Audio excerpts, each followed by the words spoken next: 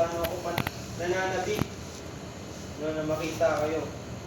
No, lahat ng na ipipresyo dito na sasabihin ko ay ako muna natamaan.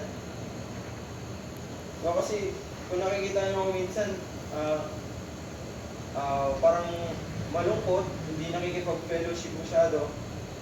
Alam naman po natin yun na nagkakaroon lang ng problema. Pero, iisipin lang natin kung galing sa inyo. No, kahit sino dyan. Baka kami nag-iisip na dahil hindi na ako nakakausap nito ni Girls, no? Huwag po sana na magkaroon ng ganong pag-iisip. Sabi nga dito, na magkaroon ng joy na makita ang iyong kapatiran. No, yung people, sana magkaroon tayo ng galak na makita ang ating mga kapatiran. Huwag lang yung sasabihin mo na, ay, doon ako sa church. Sabi nga nila, madaming magaganda. Salita ng Diyos. Salita ng Diyos. No? Kailangan magalak tayo na makita ang ating kapatiran. No, magkaroon tayo ng kagalakan. No, lahat ng i-preach ko sa akin, nasa to na agad ako, munti ko naman sabi. Magkaroon tayo ng kagalakan. Kasi mahirap magpatuloy na sabihin mo, hi sis, kamusta ka? Okay lang naman. Pero nakita mo sa itsura no, walang kagalak-galak. Di ba? Mahirap magpatuloy na, lalo na bagong mananampalataya, no? Mahirap yan. Mahirap yan na makikita nila na sasabihin nila, ako yung usher, kunwari, tapos may bisita. Tapos sasabihin ko, magandang hapon po. Hindi nakikita sa mukha, no? Kung gaano kasaya, no? Kaya kinakabahan ako kasi nakikita ko ng mga mukha. Parang galit kayo sa akin. Hindihan nyo. Parang nagkaroon ng confidence. Sabi naman sa letter D, is joy to die for Christ. No? Sabi niya nga, gusto niyo nang mamatay. Pero kung kalooban ng Diyos na mabuhay ako, ako maglilingkod pa rin sa inyo. Yung gustong-gusto na ni Paul mamatay, na mga makapiling niya ng Diyos. Pero lalo ng Diyos sa kanya, mabuhay ka. Nung ganun din ako dati, gusto ko nang mamatay. Nung nagkaroon ako ng thinking sa utak ko na wala namang patutunguhan tong buhay ko. Yung alam niyo, church, na kahit nandito na ako sa church, na gusto ko nang mamatay. Totoo yun. Na nahihirapan na ako.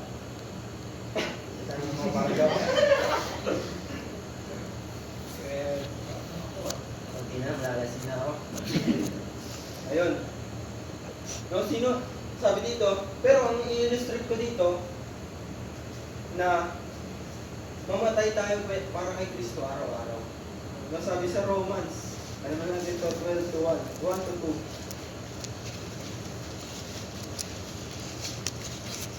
Romans 12, 1 to 2.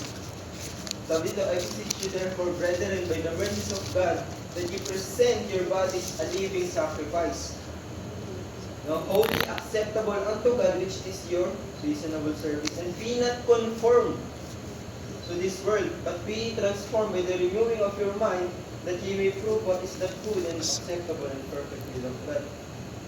No, kailangan mamatay daw tayo kay Kristo araw-araw, hindi yung magkaroon ka ng sana mamatay ka na para kay Kristo, hindi yun. Parang ginawa mo sacrifice yung sarili mo na parang tamad kay isipin. Sasabihin mo, gusto ko na mamatay para sa iyo, Kristo, para magpapakamatay na ako. Buwa lang ang lubid, wait lang. Di ba? Pero kailangan natin mag-sacrifice. Ano yung mga sacrifice na kailangan natin? Kung ano yung nagpapapigil sa atin sa paglingkod sa Panginoon. Kailangan mo i-sacrifice yun. Minsan may binibigay ang Diyos na kagustuhan natin. Now, once na binigay na ng Diyos yun, sabi natin ni RGB and sa Bible study namin, nakakalimutan natin kung sino yung nagbigay nun. No, kailangan mo i-sacrifice yun. Ako, guilty rin ako dun. Nung binigay sa akin itong phone na to ng Panginoong Diyos, ang ginawa ko, nag-cellphone lang ako. Naglaro lang ako. Nakikita kami Jabez, mythical honor na ako. ba? Pero na-realize ko na, ano mapapala na ito? Mm. No, nagkaroon din akong thinking sa utak ko na, oo nga, no? Parang daily na lang itong ginagawa ko.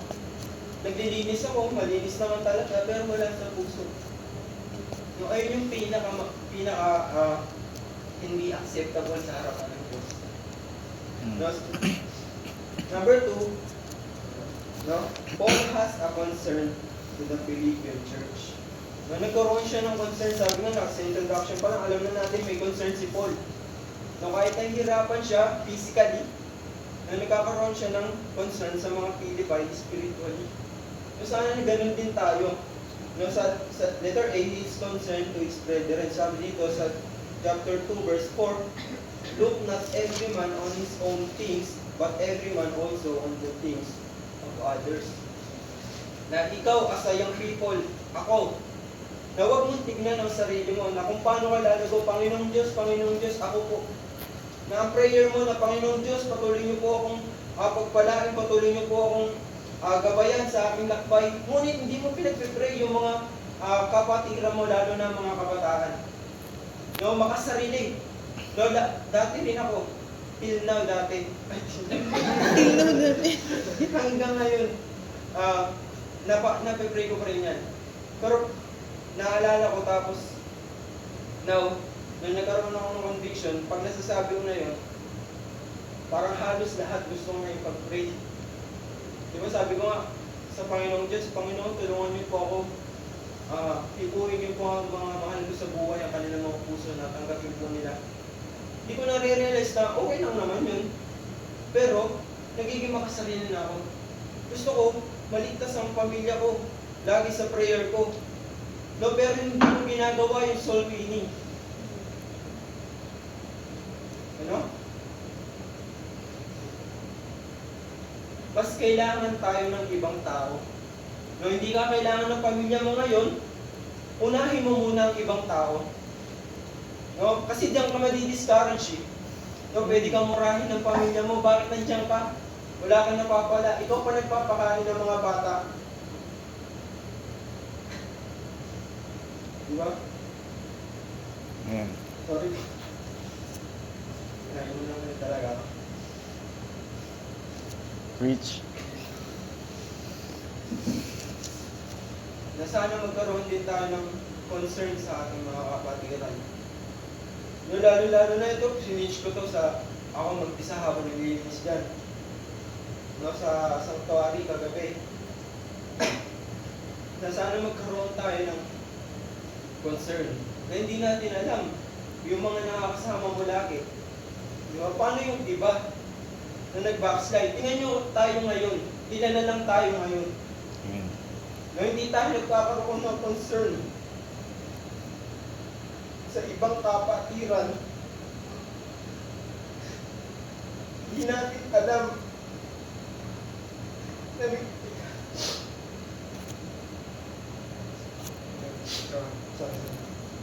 hindi natin alam na napapalayo na pala ang isang kapatiran natin.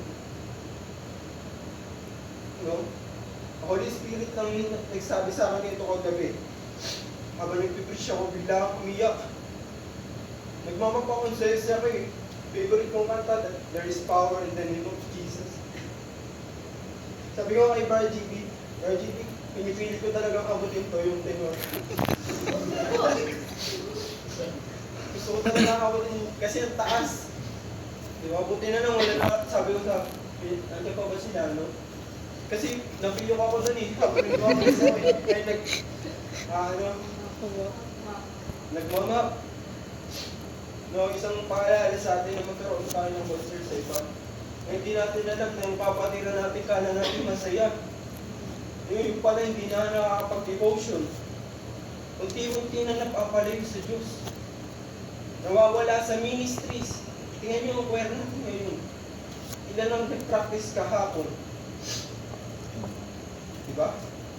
Magkaroon tayo na sana ngayon, no? Bago ko i-preach po sa inyo to na hindi lang kayo ang sinasabihan ko, lalo na ako unang na-conflict na magkaroon ng katulad. Encourage natin ang isa't isa. No? Na magpatuloy. Na hindi natin sasabihin na ang fellowship na ginagawa nyo, na parang fellowship namin ni Kevin, puro kalokohan. Na huwag sanang ganun. Oo, aminin namin na ang pinag-uusapan lagi namin ni Kevin about sa school, sa mga babae. Pero napapansin na ni Kevin, sinasaway ko na siya. No? Kev, nahuli tayo. Kasi gusto ko na lumakad sa Panginoong Jesus na may malinis at maayos na puso.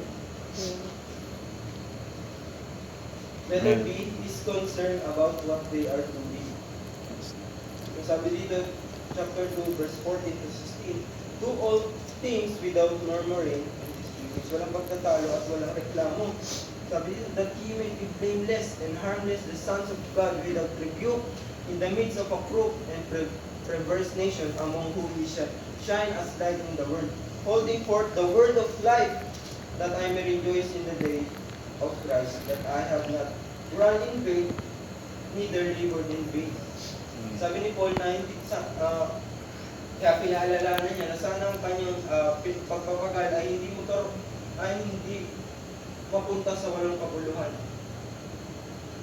No, sabi nga ni Paul, that ye may be blameless. Ibig sabihin na sinasabihin niya sa mga Pilipay na mag-focus sa gawain ng Panginoong Diyos, na hindi kayo magkasala. No, marami kasi sa atin na kahit yung people, kahit mga pastor nagkakasala pa rin, natutok. So sabi nga ng author sa may West Coast Baptist College, isa sa president, sabi dito, it doesn't matter what stage of life we're in, or the maturity of our Christian walk, or the length of time we've been saved, we struggle with sin daily. Totoo po yun na hindi mo pwede sabihin sa Diyos na malakas ka. Hindi mo pwede sabihin sa Diyos na alam ko na ang Biblia. No, araw-araw natutokso tayo ng kasalanan. Araw-araw tayo nagkakasala sa harapan ng Diyos. Pagiging tamad pa nga ng kasalanan na yun. No, hindi pa nga lang pag-aakay sa ng kaluluwa sa Panginoon Diyos, kasalanan na yun. Nagiging tamad tayo mag-akay ng kaluluwa. No, ang naging prinsipyo ko na hanggang ngayon mino-workout ko na naririnig ko sa mga preacher. Sabi, kung kailan mo ayaw mag-soul winning, doon ka mag-soul winning. No, may time na na-discourage talaga ako dito sa church. Kung talagang ang lungkot ko nun. No, pero may soul winning na naganap ng Friday. Then may naakay akong kaluluwa. Tapos parang, okay na, saya ko na, uuwi na ako masaya. No, ang dami ko nang naligtas. Joke lang. Ang dami ko naakay para sa Panginoong Diyos. Speaking of soul winning po, na maging prinsipyo din natin na hindi tayo mamimili ng ating shesheran. No, isang beses, di ko alam kung sino sa atin yun. Nakita ko sa riverbank yung dalawang lalaki. May trucks lang sila, tinanong ko kung na-share na hindi pa po. Meron lang silang trucks. No, ibig sabihin, hindi sila niyaya na mag-share. Nagbigay lang ng trucks. Ano? Na yung umupo ako sa gitna ng dalawang lalaking yun, naamoy ko agad yung amoy nila. No? Ibig sabihin, o naman sana, ano, yung people na nagbigay nun, o yung sino man nun, na nandidiri. No, last time, Friday, pinashiran din ako dyan, matanda. No, first time ko yun na may mashiran na umiiyak. Matanda pa. No, bawat buga ng ano ni Lolo, amoy alak. Parang sabihin ko na lang kay Lolo kung tinatamad ako. Lolo, basahin mo na lang yun, bahala ka dyan. Pero salamat, pinagpatuloy ako ng Panginoon Diyos, sa kanyang grasya nagtiwala ako eh. No? Nagagamitin ako ng Panginoong Diyos, hindi dahil sa aking kagalingan na masyaran to, kundi sa kanyang grasya nagtiwala ako. No? Habang kalagitnaan na napaiyak siya. Sabi niya, Diyos ko po, kawaan niyo po ako. No, andun ayun yung mga magiging mararanasan nyo pag nag-solid. Then pagpatuloy natin ito. Sabi dito, lahat tayo ay, di ba sabi nga dito, na huwag mag-focus sa mga makamundong bagay. Sabi dito, di ba, lahat tayo ay nagkakasala araw-araw. Natutokso tayo. No, merong way, no, paano maalisan yung tukso na yan para alisin ang kasalanan na yung ginagawa mo. Unang-una, para sa akin, maging busy ka sa gawain ng Panginoon Diyos. Ano? Pero nasa puso. Kasi kung gagawin mo lang yan na wala sa puso, may chance pa rin na matukso ka. Kasi hindi mo ginawa para sa Panginoon Diyos yun, ginawa mo yun para sa kapakanan mo. Sabi nga dito, how to resist temptation and overcome sin. Kinuha ko lang dito sa libro na nakuha ko sa SLC. Tatlo lang kinuha ko doon. Imagine the consequences. Now, young people, pag ikaw ay nagkasala, isipin mo ano ang consequence na, sabi nga di ba, hindi mo pwedeng, Piliin. hindi mo hawak ang consequence na yung ginawa. Di ba? Pwede yan na pag ikaw ay nagkasala na patuloy-tuloy, pwedeng huwag naman sana, pwedeng gawin ng Diyos na kunin ang mahal mo sa buhay. Totoo yun. At naranasan ko yun na nawala si Lola. No? Number 2, cry out to God. Na umiga ka sa Panginoon kung ano ang mga nagawa mo kasalanan. Kung ano ang tukso na binigay sa ni Satan na napagtagumpayan mo at ni Satan. Di ba nasa prayer ko rin yun na huwag akong matukso, Panginoon Diyos. Number 3, run from sin. Tumakbo sa kasalanan.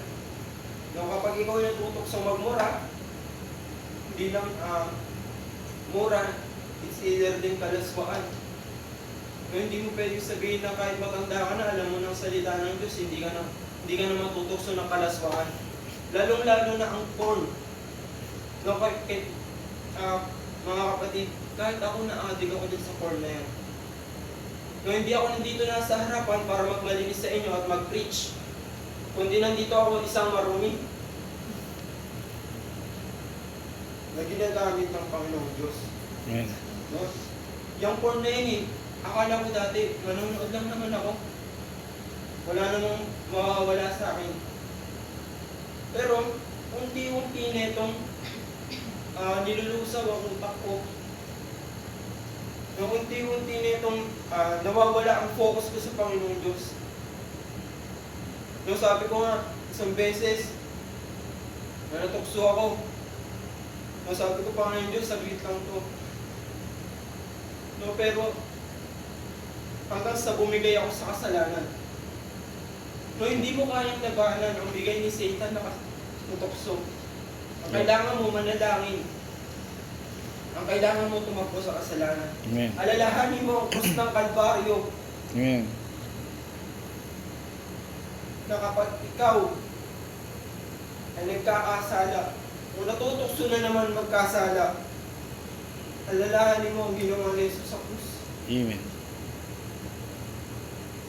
O si Jesus ay hindi lang pinako sa krus. Hindi lang siya pinagbuhat ng pabibigat. Kundi ang nagparusa sa kanya ang mga Romanong sundalo. No, hindi, sabi sa Bible, pag pinag-aralan niya, ang mga Romanong sundalo ay malalakas, matitikas. Nakadahampas kay Jesus. Amen. Yep.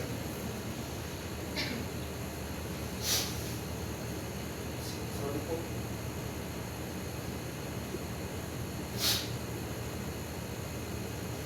Hindi na ako iyak. Hindi ako malawag lang. Nakadahampas kay Jesus. Yung lalapnos ang kanyang balat. Ngayon, hindi lang yung nasa movie na nagdudugo lang. Hindi nga natin alam kung may mga laman na lumalabas kay Jesus. No? Hindi natin alam kung gaano kasakit ang dinanas ni Jesus. At doon din ang nagpapatunay na Diyos si Kristo. Amen. No, walang taong kayang magbuhat ng krus na ganun kabigat at paparusahan ka habang binubuhat mo papunta dun sa Kalbaryo. No? siya rin ang, nagpapatunay rin yun ng Diyos siya, na dahil, koronang tinig, ay pinatong sa kanya. Hindi lang pinatong, kundi sinagat yun. Sabi nga daw po sa preaching, ganyan kahaba. Ibig sabihin, lalagpas na sa buto yun. Sa bungo. No? Isipin mo na lang yung people, ito talagang na-hurt. Ang arte, no? It hurts. Amen. Talagang nakondis ako sa salita ng, sa pag-iisip ko na yun na magkakasala na naman ako. Sabi nga sa John 11:35, favorite verse ng mga tamad eh. Ay, sorry. Jesus wept, umiiyak pa rin ang Panginoon sa Kristo. No, hindi ko na pagtutuloy itong 3 and 4. Kasi 2 pa lang tapos na ang oras. Tsaka 1. Hindi, okay lang. Ano? Na kung ikaw ay natutugso na naman ng kasalanan, napaka-basic lang, alalahanin mo ang ginawa ni Jesus sa krus ng Kalbaryo. Na hindi lamang siya napako, hindi nahihirapan. Nagagawin mo, isipin mo, ano ang benefit pag gagawin mo yung kasalanan na yan? Hindi ako nag-point out na hindi lang sa malaswa, kundi sa ibang bagay na kasalanan din. So kung gagawin mo yung kasalanan, isipin mo, Panginoong Jesus na napako sa krus. Pero nga dito, ginawan ko na lang siya ng talagang illustration. Si Pastor Douglas na nagbigay sa akin ng illustration. Ito ang kasalanan. Yan. Kuwari, ito ako. Ito ang kasalanan. Ito si Kristo. No, pag lumapit tong kasalanan na to, natutokso ako. No, pero at ibibigay ka na naman. Hihingi ka na naman tawad sa Panginoong Jesus. Ang galing, no? Parang robot. Diba? Hihingi ka na naman ng tawad. At pag ikaw nilinis na naman ng Panginoong Jesus, matutokso ka ulit. No, hanggang sa matokso ka, sabi nga sa devotion namin no Saturday, parang aso na bumabalik sa sariling suka. No? Gaya ng TAFGA na bumabalik sa kanyang kabubuhan. Ano? Napakasakit isipin na naging ganun tayo. Na ginawa mo na nga yun, gagawin mo pa ulit. No? Pwede lang kitang murahan. Kung ano lang ako, kung believer, tas nakita ka ng believer, gumagawa ka sa murahin talaga ito. Ako po, na hindi lang nagpapatawa, kundi nagbibigay din ng encouragement sa atin. Na convict talaga ako dito sa ginagawa kong outline is yung concern sa kapatid. May oras sa buwan. Okay lang. May oras sa buwan. Okay lang. Isang gabi po tayo dito. Amen. Number 3, Paul's reminder to the Philippines. Sabi nga dito, number 1, letting go of earthly things. Sabi sa Philippians 3:7-8. But what things were gained to me, that those I counted loss for Christ. Yet doubtless and I count all things but loss for the excellency of the knowledge of Christ Jesus, my Lord, for whom I have suffered the loss of all things and do count them but dung to me, that I may win Christ. No, anong pagmamalaki natin? Nasabi na nga ni Paul, itong edukado na to, itong matalimong tao na to, na sinabi niya, ang lahat ng ginawa niya ay isang dumi lamang sa harapan ng Panginoong Diyos. Lalo na tayo na gumagawa ng mga makamundo. No? May narinig din ako na yung word lesson na yun eh. No? Kung papakinggan mo yan, parang sa isipin mo walang impact yan. Di ba, Kevin? Sa isipin mo sarili mo na wala lang ko. No, makikinig lang ako. Sabi din. Ako kahit last year po nag-word lesson ako. Kahit nasa church na ako. Kahit worker ako, nakikinig ako ng word lesson. Ang sarap sa tenga. No, magrarap ka, ang galing-galing mo. Para kang bugbugin kita eh. Practice. Sabi nga dito, Paul is saying that all the good things we have or achieved in life are nothing compared to knowing Jesus. No, baliwala yan kung ano man, kung gaano ka man katalino ka, kung gaano ka man kayaman. No, kapag kinumpara na sa Panginoong Jesus, manlilid ka na lang talaga. Amen. Dati mga preacher na, dati hindi ko na-realize yung mga pinipreach nila eh. No? Nung lumago na ako sa salita ng Diyos, talagang napakaliit na bagay. Ang sakit na sa puso. No, kasi magkakaroon kaya ng utak na, oo nga no, ano itong nihiyago? Di ba, gaya nga dito sa church, ang hirap na. No, lalo ng kalagayan natin dito sa church.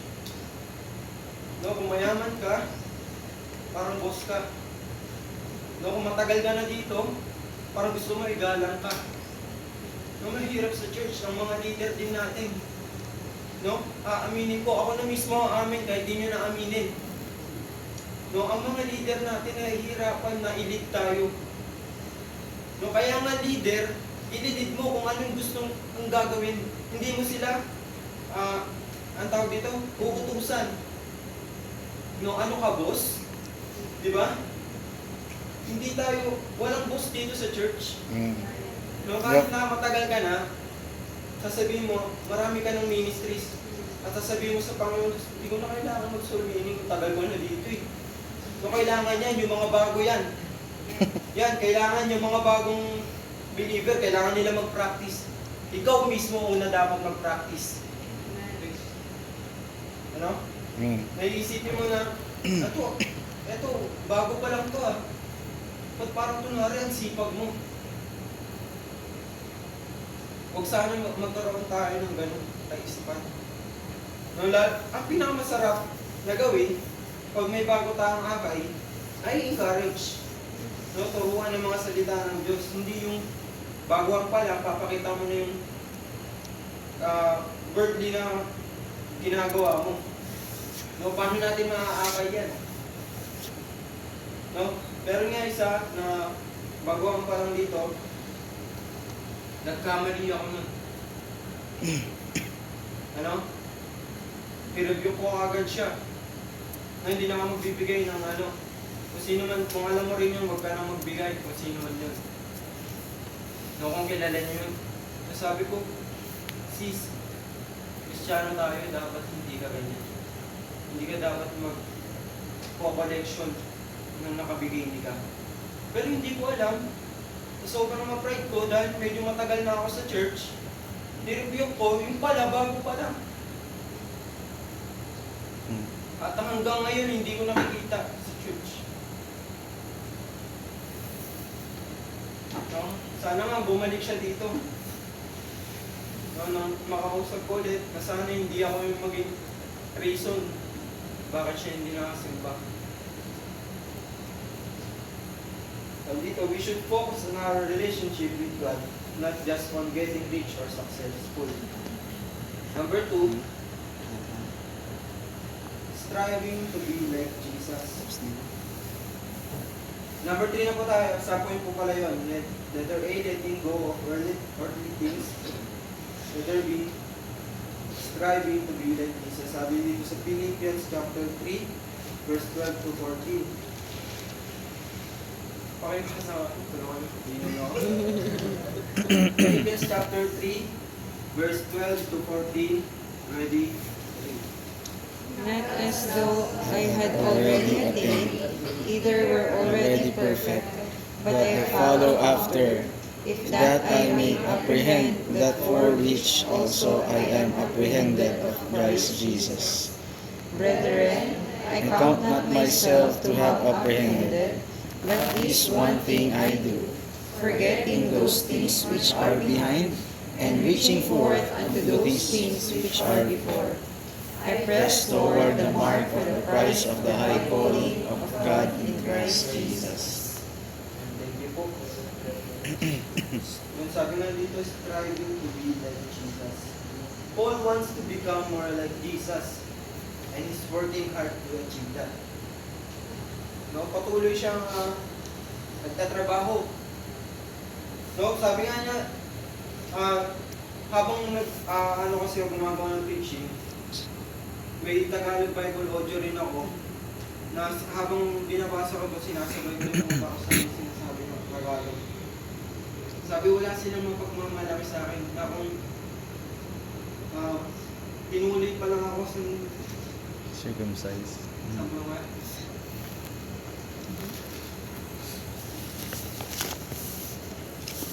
Verse 1. Circumcised the 8th day. Hindi ako na po kasi. 5, verse 5. Verse 5. 3, 5. Ayun, oo. Circumcised the 8th day of the stock of Israel, of the tribe of Benjamin, an Hebrew of the Hebrews, as touching the law of Pharisee, concerning the persecuting the church. Diba? Siya yung nag-persecute din sa mga churches.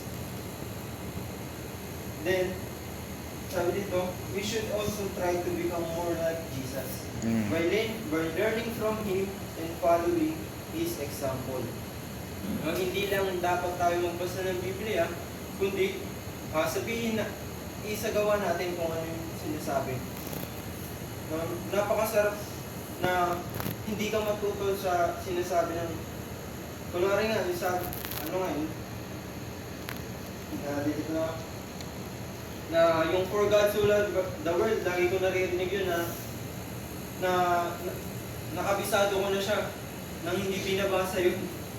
Pero, ang sarap pa ng pag-aaralan ng Biblia pag ikaw mismo ang nakatuklas kung ano yung sinabi ng Bible, kung ano ang paalala ng Bible. So, hindi lang sa, oo nga, ang ganda ng salita ng Diyos. Pero weekdays, hindi nagbabasa ng Bible. Nasasabihin mo, sis, nag-bless ako. Brother, nag-bless ako. Ang ganda ng preaching. Pero pag iba na yung tumayo, no, mamaya na, inom muna ako. Tubig sa baba. Tapos, doon na. Hindi, kunwari lang to, hindi ako lang, na huwag sana tayo maging bias. No? Ako, naging ganun ako.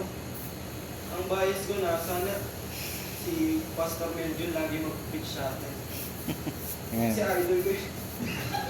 Siya yung pinahangangako ko na picture.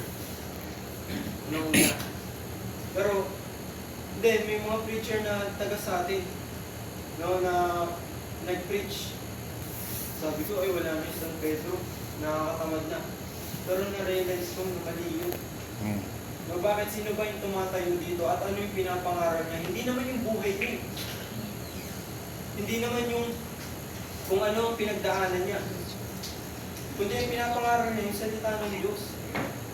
No, kahit yung tumayungan dito ay walang alam masyado sa Biblia, pero kapag ang Diyos na ang kumilos sa kanyang buhay, no, kahit at maayos ang iyong puso, kahit isang verse lang, marami ka na maaalala. No, Genesis 1:1 pa lang, sabi, in the beginning, God created heaven and earth. Ang dami nito. In the beginning. So, ibig sabihin, una pa lang, andun na ang Diyos. Wala ka dapat ipagmalaki sa Kanya. Diba? Ang daming pwedeng gawing points dyan. Na in the beginning, God created. Amen. Diba? Nilikha ka lang niya para sa Kanyang kalwalhatian. Yan. Letter C, our true home is in heaven. Paul reminds us that we're not just citizens of this world, but we're also citizens of heaven. Sabi dito sa Philippians chapter 3, 20 to 21, bibilisan mo na lang po, for our conversation is in heaven, from whence also we look for the Savior, the Lord Jesus, who shall change our vile body that it may be fashioned like unto His glorious body, according to the working whereby He is able even to subdue all things unto Himself.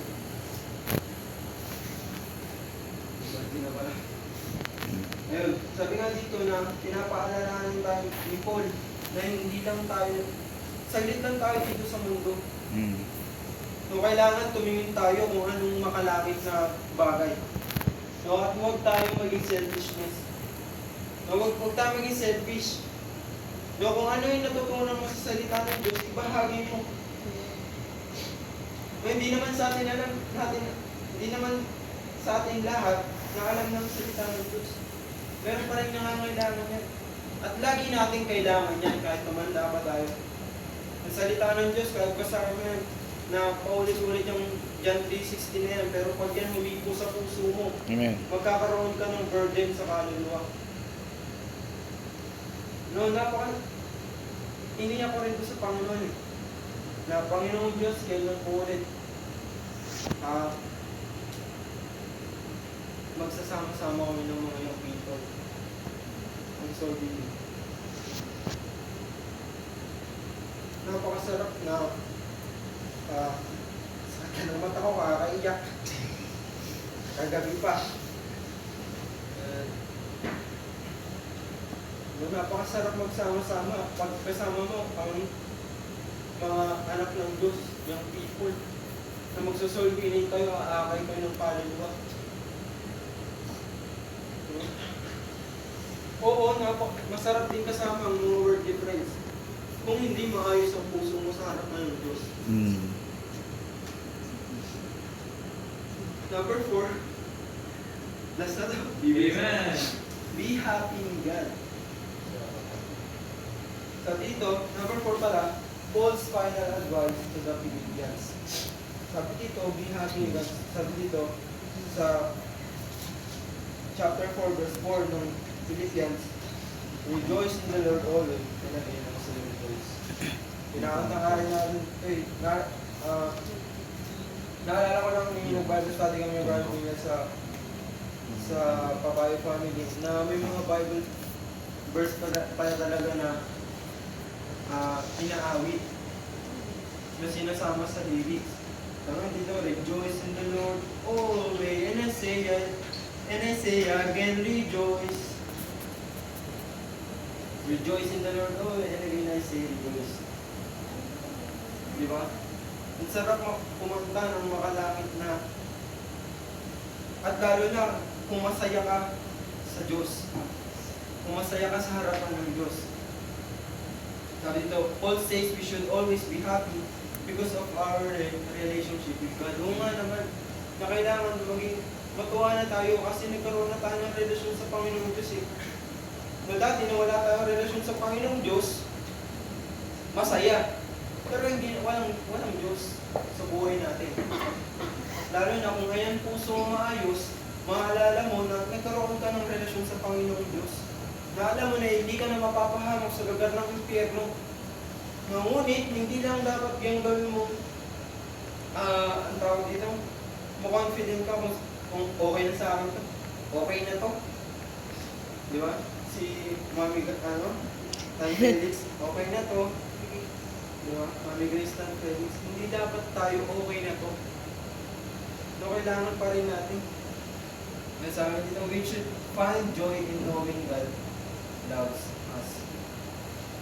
Doon na, lahat ba kayo natutuwa na mahal tayo ng Diyos? Na kahit tayo nagkakasala, ay kasi gusto mong talaga i-preach eh. Kasalanan eh. Kasi ako yung unang na-review ng Panginoon. Sinabihan ako ni Brother JD na Brother Charles, gawa ka ng outtime. Last year pa. Pero parang sinabi ko po, sige po. Pero nagkaroon na ng conviction na bakit ako tatayo sa harapan kung puro karumihan ang gagawin ko? Bakit ako tatayo sa harapan na hindi ako masaya sa harapan ng Diyos? No? Sabi nga, yaw na mo yan. Next na agad. Letter B, don't worry, just pray. Sa Philippians 4:6-7. Be careful for nothing, but in everything, by prayer and supplication, with thanksgiving, that your request be made known unto God. And the peace of God, which passes all understanding, shall keep your hearts and minds through Christ Jesus. Na-convicted po ako dito na sabi, huwag kang mag-worry. Huwag kang bumabahala. Kung ano man yung pag-pray mo, sasagutin ko yan. Pwede mo o hindi, at maghintay ka. No? Dati, ang prayer ko nga, di ba, na sana maligtas. Panginoong Diyos. Dati, balisang-balisa ako, gusto ko na talaga i-soul in. Pero sa kakamadali ko, nagkaroon pa kami ng alitan ng papa ko. No, ang papa ko makulit yun. Mahilig makipagdebate, iglesia eh. Kaya ako rin nakipagdebate, dati ako iglesia eh. Tapos, ayun, hindi niya maunawaan kung anong gusto kong ipaliwanag sa kanya. Pero ito, salamat, na nag-work, alam ko nag-work ang Panginoon sa buhay ko eh. Na nung namatay si Lola, andun si Brother CJ and Brother Jasper dumadalo doon. And kinausap sila ni Papa at may narinig ako sabi, sige po, kung may time po ako, punta po ako dyan sa church. Sana po may sumagot na mga katanungan. Ibig sabihin, nakikita ng Papa ko na kung anong lakad ko sa Panginoong Diyos. No, mahirap mag-akay ng kaluluwa na kapag nakikita ka ng tao na puro karumihan, puro sumasabay ka sa kamunduhan. No, salamat sa Diyos, nag-work ang kanyang trabaho sa akin. No, nag-work ang kanyang grasya. Kailangan mo na magtiwala, hindi kaya dapat magmadali at sasagutin ko ng Panginoon Diyos. Di ko alam kung anong mga prayer nyo na lagi lumalabas sa inyong bibig. Every time na magpe-pray kayo, mag-devotion. Pero isang reminder dito na huwag tayong magkalala.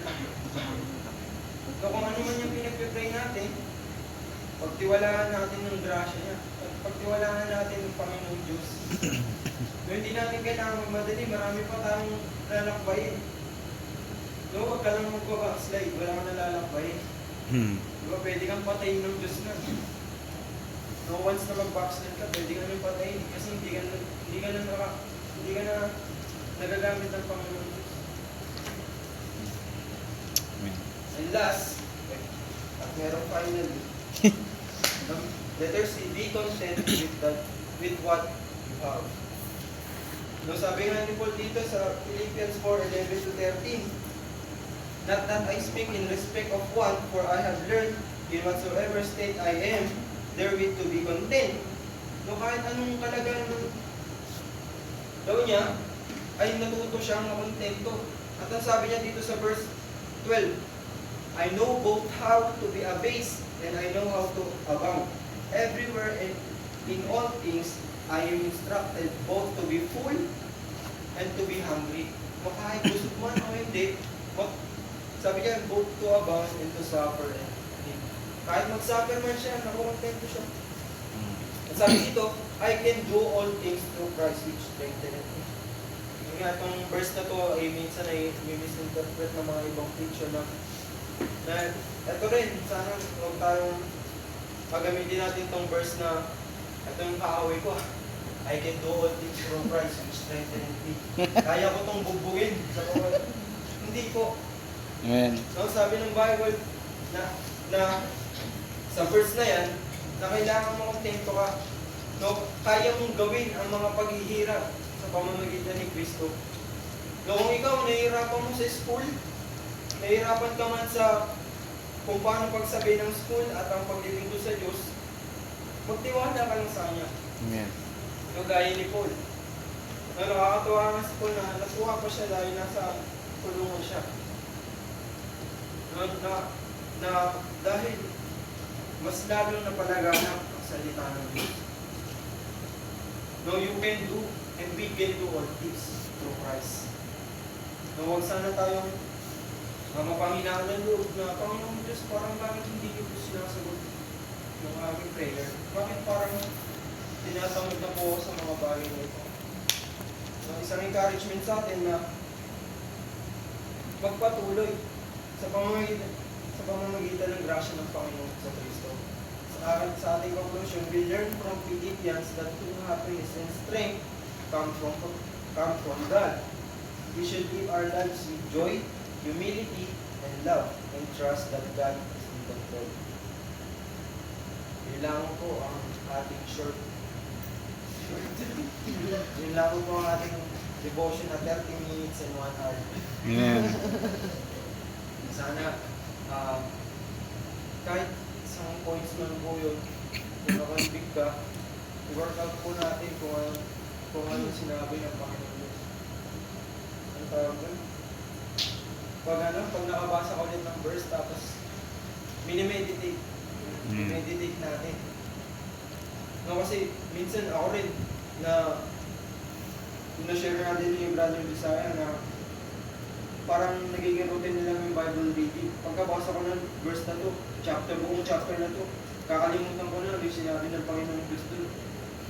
No, hindi mo alam, sa verse na pala yun, may nakaligtaan ka na kailangan mo palang pagtiwalaan yun. No, minsan nag-worry ka, hindi mo na isa puso yung binasa mo, mas lalo ka nabalisa.